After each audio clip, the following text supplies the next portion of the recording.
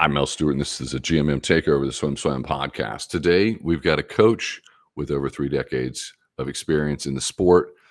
Today, we're talking to Thad Schultz, head coach, SPIRE Academy. How you doing, buddy? Doing fantastic, Mel. Thanks for having me on.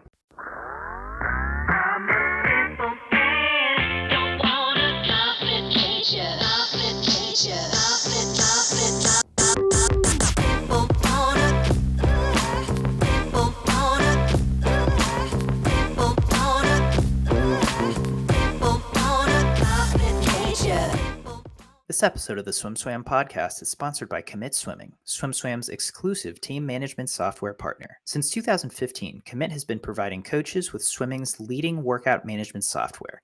And now, Commit has team management software too. Commit wants to help you make the switch from Team Unify to a simpler, more powerful solution. Their onboarding and customer service team will walk you through every step of the way. Check them out at commitswimming.com to book your demo today. That's COMMIT swimming.com. I haven't talked to you in a bit. It's been a minute, and when I think about you and I think about your trajectory and where you're at, I think about it. I care a lot about coaches. And I never took this step, so I'm always watching from the sidelines. But I see coaches have an enormous amount of experience. They go from program to program to program, and you have done that. 4 years at Fort Lauderdale, 2 at Swim Columbia, 2 at Clemson, 2 at Ohio State, 5 years in YMCA, 3 years at SwimMAC, my home club, 5 years at Penn State, and now you are in your 11th year at SPIRE Academy. And we see this. Coaches, they settle. And when they find their place, they find their home, that's where they build their name and legacy and dynasty. And that's what I want to get into you with SPIRE. So let's begin. Tell me, what is the SPIRE way? Well, the SPIRE way is, we want to do things at an elite level, but we want to create through the whole student experience. It's not just about swimming. It's also about growth as a human. It's about education. It's about, learning about your personal life. It's learning about your teamwork and what your teammates are doing. It's the whole thing. And the really cool thing about SPIRE is that we have a ton of people here to help out with all of that. So it's not just Coach Thad doing everything. There's a ton of people here to help with college searches and mental, we call it our mental skills training and, just anything and everything that you could have an issue with. We get a tremendous support staff. And so that's what makes it kind of fun is, I'm not naive enough to think I know everything there is to know. It's great to have backup. It's great to have, great assistant coaches. It's great to have people that are able to help. And so that's how we work things. Something that people don't consider when they're, and by and large, everyone in the United States or around the world, they often go through the club program. And we love that. That's a part of what we love about the sport. That's a part of our culture and our trajectory when we choose the sport of swimming. When you go to a boarding school, it's different. It's and there are only a handful of places around the country. SPIRE has the probably the best facilities you can possibly imagine and biggest support. It is college level. I had the boarding school prep experience. I'm a huge proponent of it. More transformative for me personally than my college years in terms of development, rapid development, and that ecosystem, that environment. And navigating it, co-creating it with that coach is extraordinarily meaningful. And what I find interesting about you is that you have a master's in counseling, and you're in this ecosystem. So give me some insight into the warm blanket of the boarding school environment, and how you build relationships and help develop athletes who are going to be great swimmers, great students, and have great careers. Well, it starts with communication, just like everything. We spend our Monday morning practices, we spend the first minimum 30 minutes up to an hour every Monday morning talking about stuff. We have general conversations about what's happening with housekeeping kind of items, but then we have topics of the day, and we talk about everything under the sun, from dealing with stress to dealing with roommates to dealing with Pressure from parents, pressure from yourself, pressure from whatever. And so we have a lot of conversations about that. And we talk constantly about trying to help everybody move forward. We're in a unique situation in that people come here because we are elite boarding school. People come here because they want to expand their game. We're not a normal private school. We call ourselves a sports academy because we really put an emphasis on our academics, but we also really put an emphasis on our sports. And they work together really well. And so everybody that we have really wants to be good. And so when I talk to people that are interested in coming to SPIRE, they're like, well, what's different? And the first thing I tell them is that just by nature, our intensity is going to be through the roof because you're going to be surrounded by 10 other guys that want to beat you. You're not going to have those 3 guys in the in lane that don't really, they're not really into it that day or whatever. We don't have that for the most part. Our kids are dialed in every day, and we got ups and downs like anybody else. But and that's kind of the fun thing. And so we do a lot of communication. We do a lot of team building projects over the course of the year. We try to schedule. The hardest time for us is kind of interesting. We come back from winter training, and our kids, we have kids from all over the world, as you stated, and they'll come back to Northeast Ohio in January. So there's snow up to your eyeballs, right? It's freezing cold. And so one of the things we started doing is we go down to Florida for 4 or 5 days. About, second week of January, boom, we're out, kind of a mini college Christmas training program, right? And it's huge for our kids. They have the best time. They get to see other parts of the country, which is part of our mission as well with the education. But it just really builds a good team atmosphere. And then we're ready to hit the second half of the year and do a great job with it. Very much so the college experience in high school. Mm-hmm. Absolutely. Well, I have a ton of college experience, and there's a lot of things I think you take from the college that I think work really well with the high school kids, especially now. Kids they look at the world through different lenses than you and I did when we were in high school. And so they have a whole different view, and it's much more global. And so I think you can treat them a little bit with that. Now, you still have the high school issues where the biggest problem they have is their boyfriend, girlfriend, or, their relationship issues. They fight that stuff all the time. And, and so working through that. But in terms of how they see things, I think they see things much more globally than at least I did. I liked the boarding school experience because I was, it was 40% of the enrollment was international. And, but God, I just love that I knew after, I was very scared in that first 3 months, but I knew after the first 3 months and I got my legs underneath me, I'm like, if I can make this, I can do anything. and I was somebody who was not an academic performer. I can relate.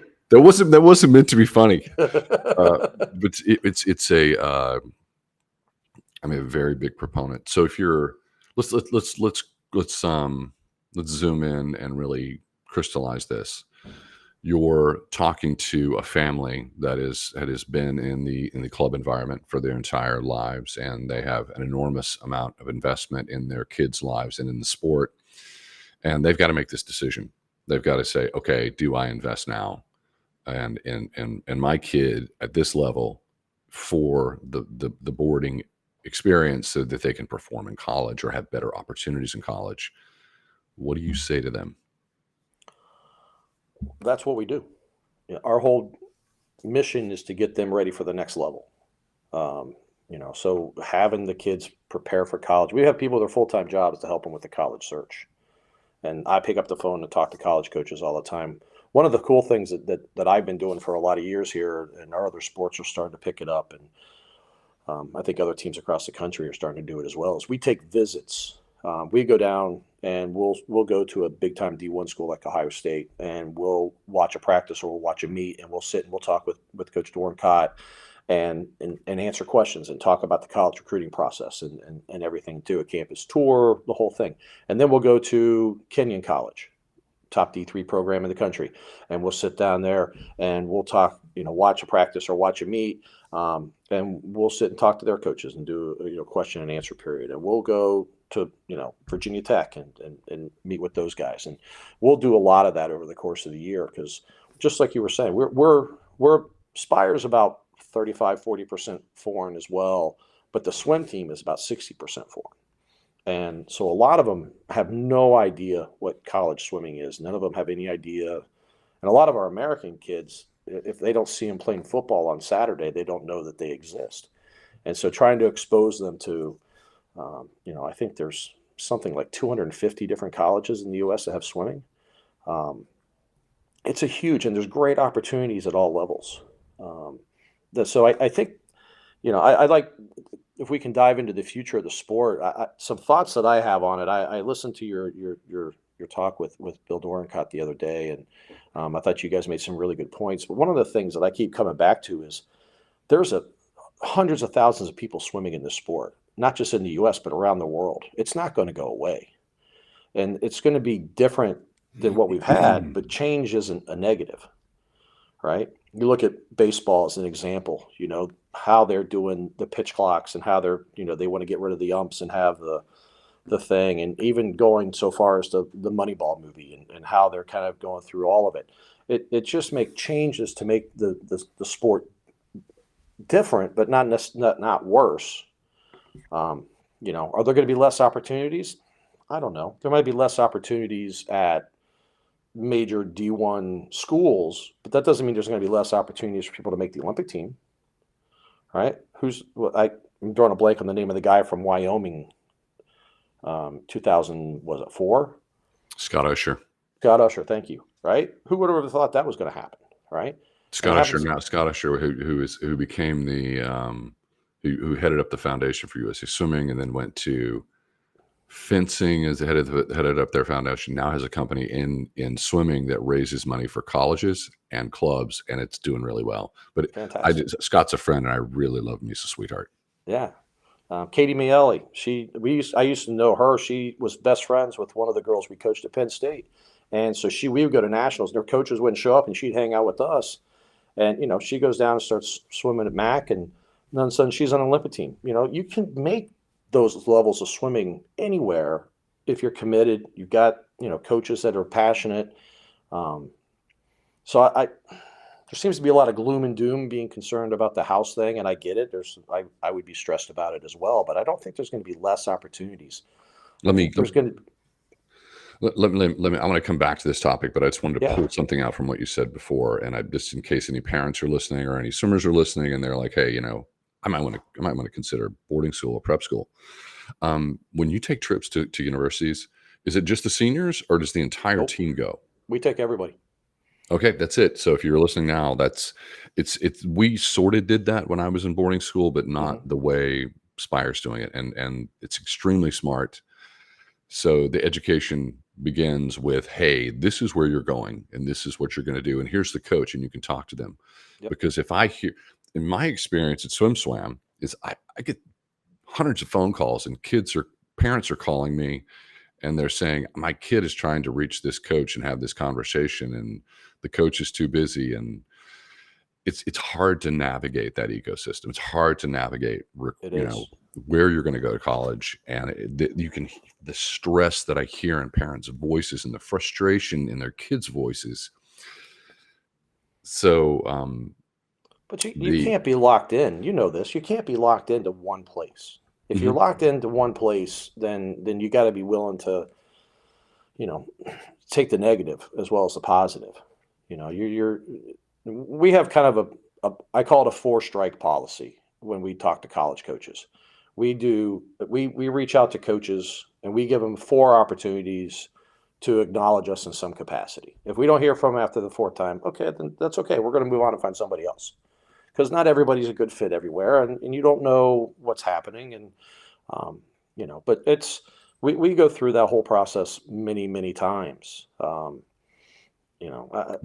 But you're engaged in it, and SPIRE is engaged in it. Yes. So you have this support to navigate this experience, which is which is the milestone in life. That was the point I wanted to make, and that's the difference that people need to understand if they're considering the SPIRE way.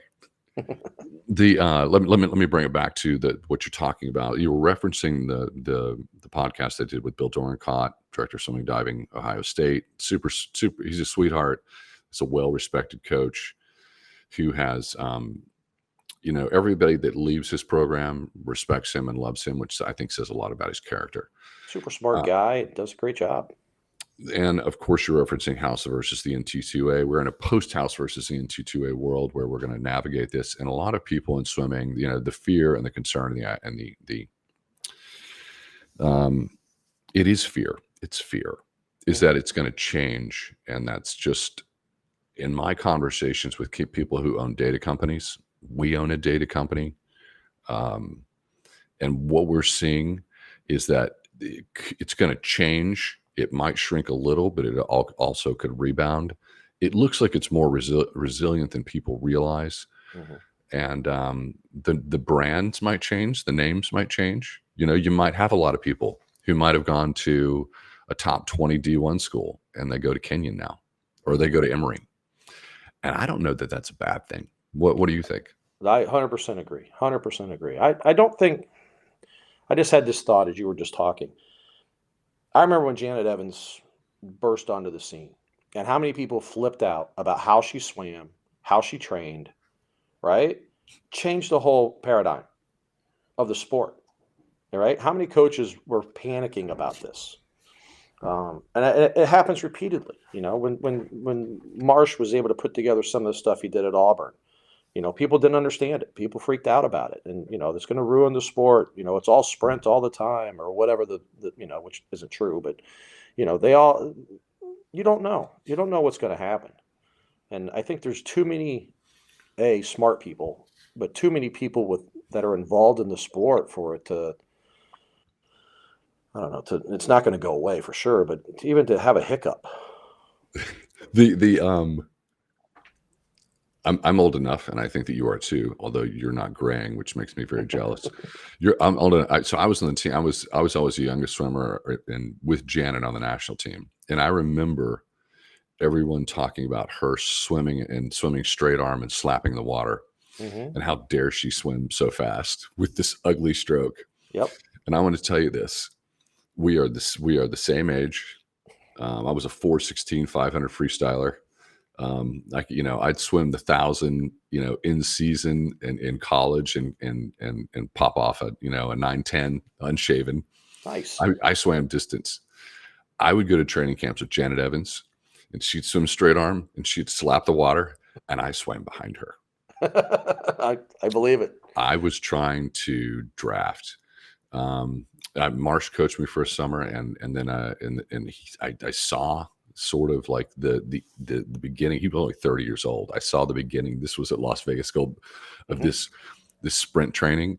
And then years later, I come back and I'm doing like a little video on his team, and they never swam more than 12 and a half. They only did 12 and a halves. Everything was like CrossFit at the pool. And then there were follow-up visits. And at one point I looked at him, I'm like, is this about swimming anymore? Why don't you guys just walk over and put your finger in the pool and say you had practice? and he did not find it funny. No, he looked at me dead serious, and we're close. We've been, and he goes, "You couldn't do this. This is too hard." And he goes, "Try it." So swimming's always evolving. You mentioned something about the size and the scale of the sport. We know that between high school and our year-round registration and AAU, YMCA, we're clicking in about 450. Internationally, the last data that was released from World Aquatics was that 35 million people swim, meaning that you're on a swim team and you swim at least 3 times a week on a swim team. That swim team's registered with the national governing body, and that national governing body is represented with World Aquatics, which is under the International Olympic umbrella. That is a massive community. Yeah, swimming is way more resilient than people think. And they're trying to get better. I mean, I just got back. I was in Trinidad 6-7 weeks ago for the Carifta games and met with the Trinidad Federation, and they're interested in doing some stuff and trying to get some help on how to improve their nationally, how to get better and compete, with the other Caribbean places and kind of moving forward. I was in Mongolia 2 weeks ago, met with the head of their Olympic committee, met with the head of their swimming federation, and it's the same conversation. How do we get swimming better? How do we get more people involved? How do we get this thing moving forward? And so I think everybody's interested in being better and moving forward with it. It's just going to be different, and that's okay. It's well, we know financially that the ecosystem of the Olympics is better off than it's ever been financially in the history of the sport. If you've been watching the news and seeing the data, $1 billion in reserves, $18 billion under contract in rights and sponsorships through 2032, and they're selling more rights as we speak now. In the latest news, they're selling rights to India. At a certain point, that's a huge market. That's a huge market. At one point, someone came to me and they said, "Hey, you have all this traffic from India, and you're I'm going to tell your sponsors that you're a cheater because I just sent them the link to SwimSwam Hindi and said we've been reporting in Hindi since 2015 because it was back then it was like 1.2 billion people. I think it's 1.4 billion. Very important, but the Indian market is fantastic. Yeah, we've had some swimmers from India come to SPIRE. There's a young man that swam here for 2 or 3 years now. That's he's doing a lot of open water stuff and breaking a bunch of world records. His dad sends me a message about once every 6 months. It was a press clipping of his son breaking a world record for swimming from Finland to Sweden or something. I don't know, but he's doing all kinds of strange open water stuff, and it's impressive. Let me ask you this: I think you're in the minority of coaches who are looking at this situation in the post-House versus NC2A world, and saying, "Hey, everyone needs to cool their jets. It's not as bad as you think it is." I think we're gonna. I really think we're clutching our pearls, and maybe it's the brand names of these top 20D schools will change. We're in terms of where the talent goes. I think that's going to happen. Yeah, that's going to happen. Things will change. But there is sort of a shifting and a change within our own ecosystem. We have AAU has reemerged. You and I are both old enough. We swam AAU when we were kids. And what people don't realize is that flipped in 1978, 79, and into 80 when swimming broke off and it went under the Olympic umbrella. But AAU AAU serviced us for forever. Now they're back because some in the club coaching community are getting a little frustrated with USA Swimming because the complaint is that they're not being serviced. It just comes down: are you servicing us, or are you entirely focused just on 54 swimmers going to World Champs or the Olympics? And I think that's a fair complaint. But how does SPIRE fit into that world where it's like there's USA Swimming, there's AAU, and then there's prep school? Where would you put SPIRE? Well, I think I would look at it as a ladder. I think AAU is a great introductory program. I think it's a great way to get kids in. Makes it cheaper. It makes it more accessible. It's a little bit like, I don't know, maybe this is a bad analogy, but summer league on a grander scale is kind of how I look at it. Fair. Then you step up the ladder. Then you get into your club team, and you start moving forward as you get a little bit older. And then when you make the decision that, hey, I like this sport, then that's when the prep school comes in. Then let's put you in a position to be great, not just for these 4 years, but for the 4 years after, and try to put you in the best position to be successful as you're moving forward. So that would be how I would place that. I think the AAU is I think Chris is down at Swim Atlanta. I think he's on track with some good stuff with that. We've talked about it here about trying to do some more AAU things and whether or not we should incorporate that into what our plan is. I don't know how much it would help us. We're just now breaking into some of the prep school championships, going to Easterns this year, trying to take on your alma mater, knock them down a peg. So we're getting into that a little bit more, which is really fun for us. That's going to be exciting. So it for us, and the other thing that makes us different is that I'm not only dealing with the USA Swimming Federation, I'm dealing with federations from about 12 different countries. And so making that balance as well. So like I've got kids going to World Juniors, not World Junior Championships. I've got kids going to World Championships. I've got kids going to Asian Championships in October. We're going to turn around and we're going to have kids going to Spanish Nationals in December.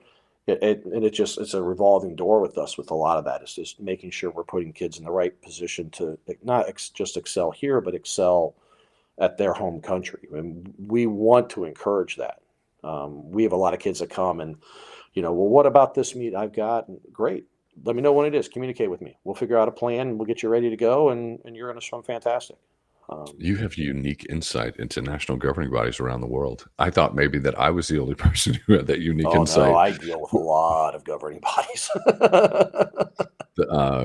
And we're not going to say anything, but I would say that some governing bodies are really great, and some governing bodies it's like far worse than you could ever possibly imagine in terms of management. And you just don't know until you start engaging them and working with them. And I have never done that in a vulnerable position, like being a coach. And this is the swimmer I've developed that's going to go and compete. So, I imagine that. Yeah, there's a lot of jealous coaches out there that get upset, right? And that's one of the big things I've learned. I've been fortunate, as you stated before, I've been a lot of different places, and I've been fortunate to work with a lot of fantastic people and coaches and swimmers too. And the sport's bigger than me as a coach, right? That's what a lot of these foreign coaches don't get. They think, well, this is my kid. No, he had a 12 and under coach that did a lot of really good work before you ever got close to him, and they had an 8 and under coach that did really good work before the 12 and under coach got to him, and it's got to work up the scale. So how are we helping the kid? What are we doing to make the kid get better, not our egos get better? And that's a tough conversation with some of these foreign federations and their coaches because, I need my swimmer to do this. Well, your swimmer's not going to do that anymore. We're going to get him ready to perform at a peak level. And so I haven't had much pushback. I've had some I've had some federations that are not happy with me, but overall, I think that, we've had a lot of success. Our kids get faster every year, and, we've got kids at the highest level competing and doing some good things for the country. And, I don't know how we do better than that. As we were talking right now, we are 312 days into a search for United States Swimming's chief executive officer. So the board of directors has been on this search now for 312 days. Allegedly, I can't confirm it. I'll just say that insiders and in terms of background chatter, I'm hearing it's absolutely going to be a year before they name a new chief executive. We're in a domestic Olympic run-up. And it feels like we're kind of in a holding pattern here in the United States, which is very odd. And it seems like that's not where we should be. There are a lot of folks who have a lot to say about that. I'm personally, maybe I don't look like it, I'm really angry about it. I understand. I'm very angry. But SPIRE is a great facility. You play host to USA Swimming meets.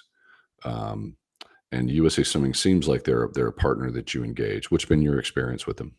They've been fantastic with us. We haven't had any problems. We'd like to get more meets than what we have with them, to be honest. Who do you engage with? Who do you engage with when you're working with USA Swimming? You're asking me names. I'm so bad at names. We work with. Here's the thing: was it Dean Ekron? Yes, we did a lot with Dean. Absolutely. Okay, Dean's gone. Yeah, that's what I'm saying. I don't know who's in there now, to be honest. We've got so here at my facility, we run a meet every weekend from the middle of October until April. Mm-hmm. It's everything from Y meets, high school meets. We run college conference meets. We've done D2 NCAAs every 4 years. We do it all, which is really cool. and somewhat frustrating as a coach because we lose our pool every weekend. But we make it work, and it's all fine. So we get to experience a lot of different things from a lot of different people. And 99.9% of the people who, that are working with us with these events are fantastic. USA Swimming has never been anything but great. USA Masters has been nothing but great with us. The conferences that we do the MAAC MAC conference, we do the Big East conference, we do the A10 conference. NCAA has always been fantastic.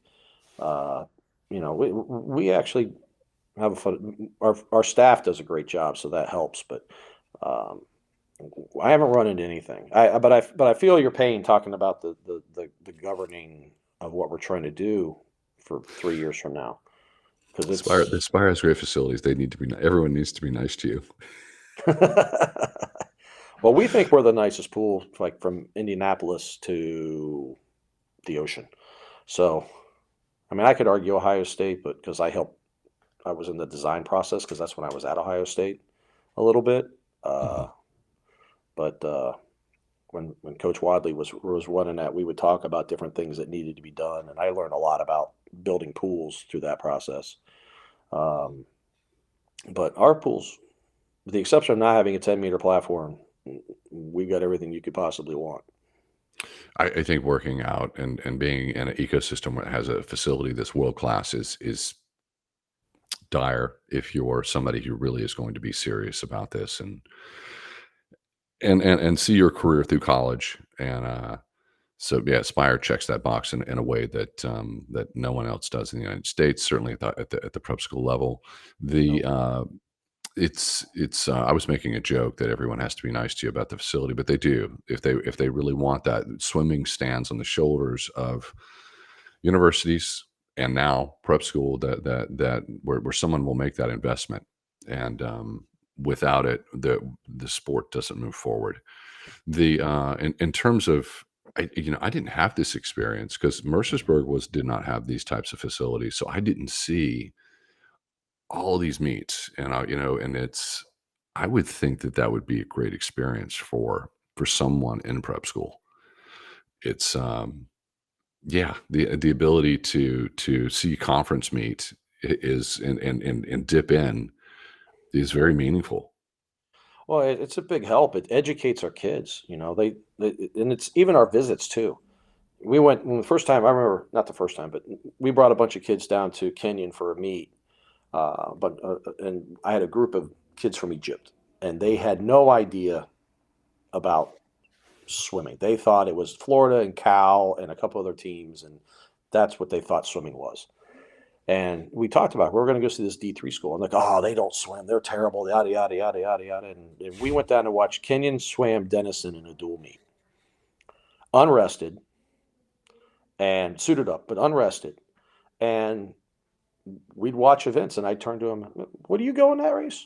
No, that doesn't count, and we do the same thing with these meets that we host.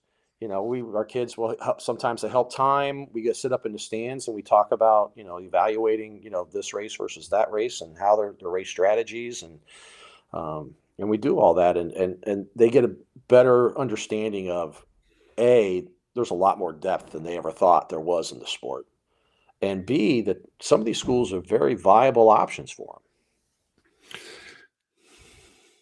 them. What I find funny, and people don't think about, wouldn't know, couldn't guess, is that D3, D2, junior nationals, these events tick along in terms of audience base on SwimSwam, close to the top meets. So yeah, That's so awesome. people are the bell curve with the mass of participation. People are watching, and they're watching where it's like, hey, I'm probably not going to land D1, but I might land D2, D3, and they go and they consume that content. Mhm. It's a big audience, and same with the junior national level. Junior national is huge. And it's so deep. It's so Yeah. deep. You're 2/10, and it's a difference between being top 8 and not making it back. It's a It's Little League World crazy. Series. It's a Little League Yeah. World Series. It's Yeah. huge. It's big. It is. But junior nationals holds a special special place in everybody's heart. I love what you said about AAU being like summer league, and because everything that you love is in swimming. It's like, the base. It's like we all love our summer league. AAU is Yeah. my understanding, and I engage with AAU, is that they're going to be developing more meets, and it'll be very easy for them because the bureaucratic process is pretty streamlined, which is the reason why everybody's returning to AAU and likes it so much. But I love that love, and what I love for you is that you're going to Easterns, because in my mind, as a kid developing, Easterns might as well have been the universe championships. It was bigger than world championships. It was intense. I never slept the night before in Easterns.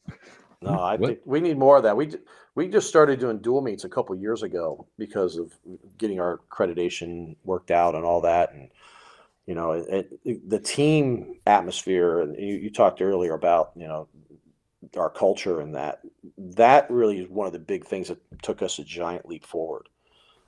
Is creating a much better team unity when we go to meets and we have to perform for our teammates, right? And so I think going to Easterns is going to be one of the first, for some, especially some of our foreign kids, their first big team event before they get off to go to college. So I'm excited too. I think it's going to be a lot of fun. I hope we can surprise some people. I don't think we're going to win the meet, but I think we can surprise some people, which I'm all for.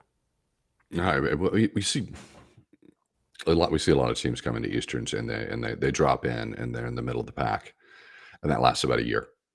Yeah. Especially where there's a great coach and they're coming from the right program. But I think Easterns is a great, the tradition there and the intensity of that meet it's the closest thing I ever experienced to NC2As. Mm-hmm. And NC2As is, if you're unfamiliar with NC2As and you're a parent or you're just someone who is maybe close to the culture, and you go to women's, it's extremely exciting, and it seems very tribal and fun. It's an enormous amount of energy, very, very positive. Men's NC2As D1, I walk on deck and I'm like, someone's going to take my head off. Someone's going to pull out a sword and chop my head off. Like, I don't look at anyone. It's so intense. In Easterns is a mix of that. Yeah. That'd be fun. It's interesting. You talk about NCAAs, D2 and D3 NCAAs, they combine men and women. And it makes a little bit different atmosphere with that, right? It makes it, I think you still get the same thing, but now it's the women's it's kind of combined with the men's and it kind of makes a little bit more of an interesting setup, I think. It's always been fun to watch for me. Those teams are just as insane as if not more so than the D1 teams. No, I like it. I'm a proponent. I believe combining is really good. I think it's good for television rights too. Which I'm all about. Hey, let's go sell this thing. So I'm going to put you on the spot, and you are now the god of swimming, and you can choose a chief executive for United States Swimming since they're now 312 days into it. I ask coaches this sometime. It's just a fun thought experience. Who would be your CEO? Ooh, got a long pause. I'm counting it. I don't. 5 seconds. We're like 5 I don't seconds. know that I hadn't. I think there's qualifications that we need to think about. Everybody's thinking about coaches and people that are necessarily in the swimming realm. And, one of the conversations I have with some of these teams that we talk to about board members is they don't necessarily have to be swimmers. They have to understand the sport to an extent, but it's better that they understand people. It's better they understand processes, finance, and how to move things forward, you look at the major league sports, baseball, basketball, football, those guys didn't play those sports really, right? So I don't know that we need a swim person in there per se. We just need somebody with the passion and guidance, I guess, to move it forward, to recognize what the important steps are and how to move that forward, So, I wouldn't put Elon Musk in there, but there's people that we can look at that would be fantastic fits that maybe nobody's ever thought of. National team director Greg Meehan was named earlier this year, so he's the coaching czar in the United States swimming governing body. Do you know Greg? I do know. Yeah, we've met a number of times. Yeah, he's fantastic. I think he'll do a great job. I'm curious. I haven't had a chance to talk to him. I haven't talked to Braden either, but I'm interested to hear why we just did one coach for World Championships to cover both men and women. Personal. I think we're depriving women of opportunities to be in there. It's not like we've got a shortage of female coaches. We need to keep pushing that narrative. But it seems like a lot of work for one guy who's also running a combined college program at the same time. So I'd like to understand that a little bit more. But I think Greg's going to do fine. I don't have having insight. Yuri with him, and I think that was an interesting choice as well. I don't have insight into that. It could be that, hey, we've got there's Greg, there's Yuri, and now we got Braden. It could be that we have two coaches on deck. I don't know. My personal opinion always with coaches is that if you're a coach and you're in the middle of Ohio and you put a swimmer on the Olympic team or World Championship team or whatever national team, I think there should be a designation that is official that USA Swimming issues. So you might not travel with the team, but let's go to the top, the Olympic Games. You put one athlete on the Olympic team, you have some sort of designation that makes you a USA Swimming certified Olympic coach. And the reason why is in other sports, we oftentimes will see, I see my other families, and they're trying to make a decision about baseball or football, and we found out that the coach in those youth sports was a guy who played in high school 20 years ago. And in swimming, we have access to great coaches in almost every market, and they spend an enormous amount of time and gain mastery. I think swimming has a lot of mastery behind our funnel of coaching talent, and I don't think we do enough for it. So this is my short path to, I think that everybody should have a designation, because you can get 5-10 years into a career and you put somebody on a world champ team or a Pan Pac team. What do you think? I 100% agree. I think my first thought isn't that the national team coaches, isn't that what that group is that go to Colorado Springs every year and do their thing? But I think I'd like to take your point one step further. I think there needs to be something. I think you need to follow the trajectory of that athlete all the way down, right? Who was the 12 and under coach? Who got this kid interested and committed? And when they were 14 and they wanted to quit because they were mad about their boyfriend or girlfriend, who kept them in the sport and kept them focused and kept them going? Because I think that's as important. Again, I think senior coaches, we get too full of ourselves sometimes that we are the masters and commanders of it all, and it's not. It's a team effort. It takes a village to raise somebody, right? Isn't that what they say? And I think that's true in the sport as well. There's other influences to it. There's teachers and there's people that are neighbors and all kinds of stuff to help influence these kids, and that's got to be what we keep pushing, and that's got to be what we keep doing. There's not one person. If there's one kid that leaves, that has been through my program that I've coached for 10 or 15 years, I hope to God what they say is that he helped me, but these people also helped me. Shame on me for not saying that. What you just said. Yes, that should always be the second. Yes. I don't know if you know Frankie Bell. You ever heard of Frankie Bell? I know Frankie Bell. Yeah. Okay, so Frankie Bell. She was an amazing coach. She was my age group coach. She was known for, I went to nationals at 12 years old under Frankie. That's awesome. So I trained exactly the way Doc Councilman trained Mark Spitz, because she was such a student of the sport, and she produced an enormous amount of Olympians. So everybody knew it. She produced all these athletes, but she never got the credit because she was handing them off. She handed off 50 swimmers to Eddie Reese at the University of Texas. Yes, that distinction that I'm talking about, which is really just marketing and signaling to wherever you live. If it is, Clemson, South Carolina, or Hickory, North Carolina, there's talent here, and swimming can provide you extraordinary coaches. I mean, if we can do gold medal teams and silver medal team, why can't we have that kind of designation with coaches? So when parents are looking for what's a good program, well, we've got 4 coaches that are silver level coaches, right? Or whatever. I don't know how you break it up, but no, I'm 100% on board with that. I think it's good. And that helps our sport. That goes back to what we talked about before, about longevity. And, it's going to make coaches more interested in staying with it if they understand the recognition. And, the age group coach of the year award just cracks me up because, the way it's structured is it's really kind of skewed towards, certain parameters, right? You got one kid that can check off all these boxes, then you're way up here. Even if somebody's got 12 kids that they've done an amazing job with, right? It misses those marks, and I don't know that there's a perfect way to do it. I'm certainly not smart enough to know what it is, but we've got to make sure that we're recognizing things across the board and trying to, promote swimming at a young age but promote young coaches.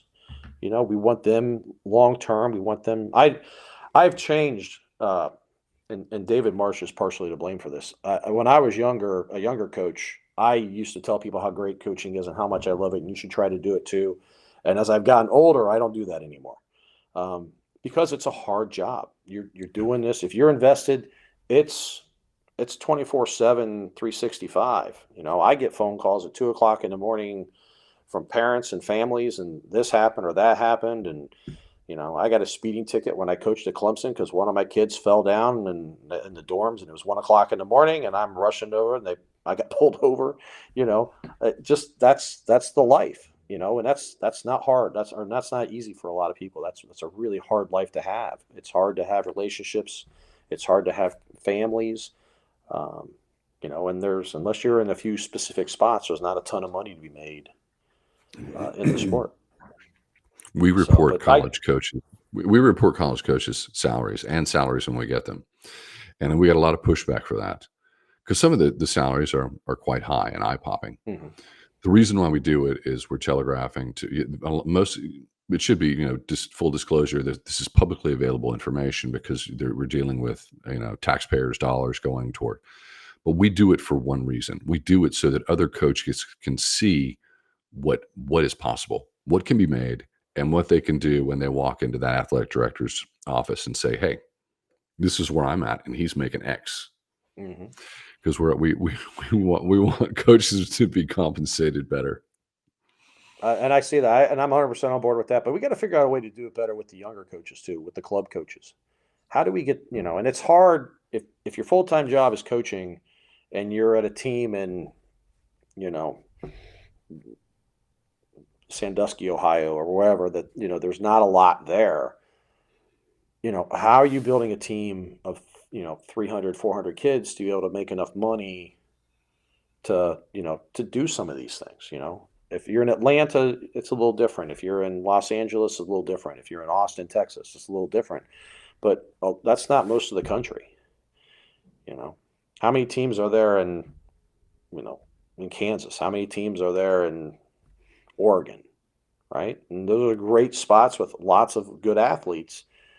So how do we farm those? How do we get those kids involved? How do we make those coaches feel better about what they're doing and see long-term growth, financially, benefits, the whole thing? Have you served on any committees or any boards with USA Swimming or ASCA? No. We need to get you. We need to get you.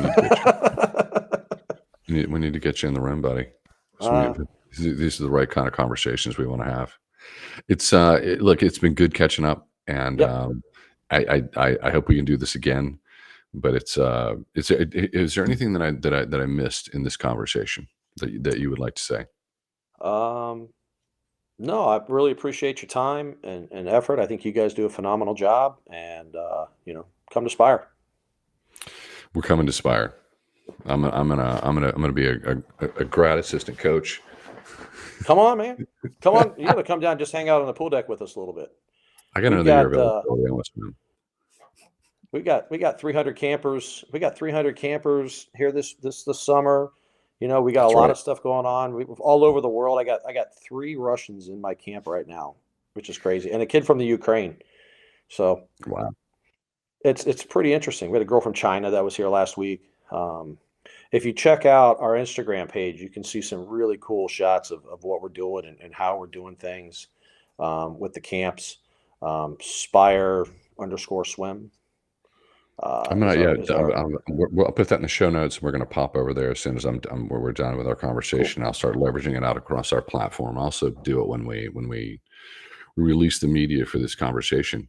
But just as I'm thinking about it, SPIRE is a very robust camp offering. We do a great job. How many days per year? It's a lot. We are run. So we did things a little different this year. We did a lot of training camps this year, and elite and extended day camps where kids are coming for multiple weeks. And we started the first week of June. Sorry, first week of June, and we go to the second week of August. It's literally all summer long. So like the Russian kids I was just talking about, they're here for 4 weeks. So we get a bunch of kids that come for a big chunk of time to train. The boy from the Ukraine is here. He's training with us to get ready. He's going out to juniors in Los Angeles or in California here in a couple weeks. So we get a lot of that. That is unique. No one's doing that. No one has a camp offering that robust, that intense. And if you ever want to understand where you're gonna make a decision on a boarding school, do the camp. Yep, that's exactly right. Come and check it out, and you get the full experience. You get to get in our weight room. We do evaluations with our weight staff.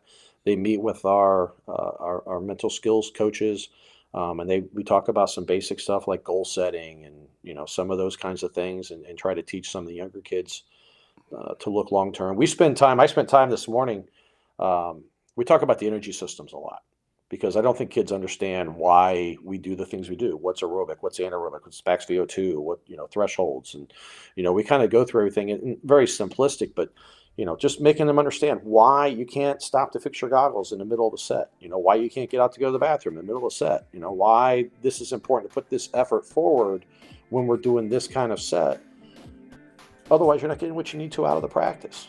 And so we turned around and did a max VO2 set this morning, and they killed it. So I'm like, I need to have this conversation every day.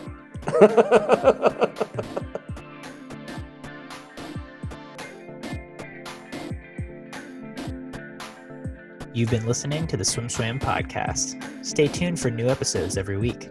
You can take SwimSwam Podcast on the go by subscribing on your favorite podcast platform. Look for links in the description below, and be sure to subscribe to our YouTube channel for more videos as well.